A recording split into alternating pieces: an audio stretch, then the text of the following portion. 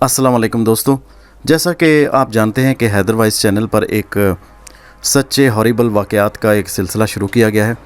तो उस सिलसिले में एक छोटा सा एक और वाक़या आपकी खिदमत में पेश है। लेकिन ये वाक़या शुरू करने से पहले हमेशा की तरह आपसे गुजारिश की जाती है कि आप दोस्तों ने अभी तक अगर हैदर वाइस को सब्सक्राइब नहीं किया तो नीचे सुर्ख रंग के बटन को दबाकर सब्सक्राइब कर लें। इससे हमारी थोड़ी मदद हो जाती है।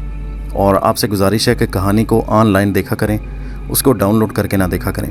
तो वाक़या दोस्तों कुछ इस तरह का है कि सांगला हिल जो शहर है पंजाब पाकिस्तान में, तो हमारे मोहल्ले का एक वाक़या है कि हमारे हमसाए का एक लड़का एक रात अचानक गायब हो गया।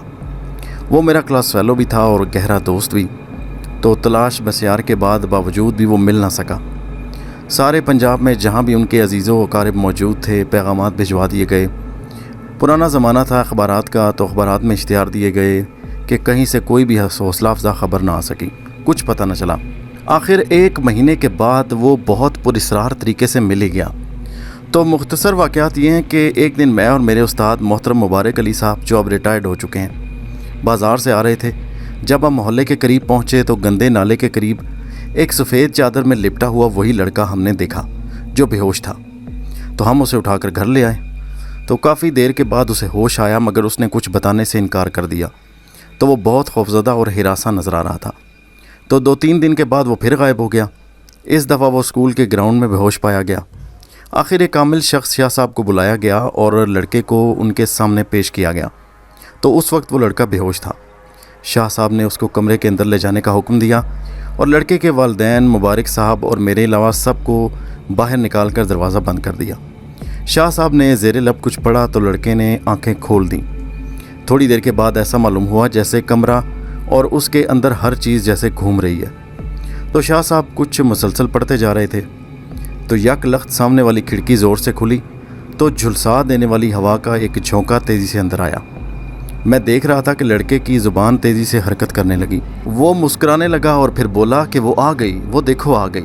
हमारे सामने खाली चारपाई पड़ी थी और ऐसा लगा जैसे वो किसी के बोझ से नीचे दब गई हो, यानी उस पर कोई बैठ गया हो। और फिर सवाल और जवाब का सिलसिला शुरू हुआ जिसकी तफसील ज़रा लंबी है, तो वो पुरस्रार भी बेहद और दिलचस्प भी है। तो जो जवाबात उस पुरस्रार मखलूक ने दिए उनसे साबित होता था कि वो इस लड़के को अगवा कर लेती थी, यानी उसके दिलो दिमाग को अपने तसर्रुफ़ में लाकर उठा कर ले जाती और छोड़ भी जाती। तो आखिर कोई घंटे भर की बहस के बाद शाह साहब ने अपने कलाम के ज़ोर से उस बेचारे की जान छुड़ाई और वो पुरस्रार मखलूक जो जिन उसे छोड़ कर चला गया। ये वक्त जिस हैबतनाक और पुरस्रार माहौल में हमने गुजारा वो बयान नहीं किया जा सकता। पता नहीं वो जिन था या चुड़ैल थी, मौलवी साहब ने बहरहाल ये राज खोला नहीं। कई बार ऐसा हुआ कि हम पर लर्ज़ा तारी हो जाता। तो शाह साहब ने हमें कहा कि इस चारपाई को हाथ लगाओ। तो जब हमने उसे छुआ तो वो दहकते हुए कोयलों की तरह गर्म थी। तो मेरे अलावा सांगला हिल के जो मोहल्ला गोपालपुरा के सभी लोग हैं वो इस वाक़े के जो गवाह थे।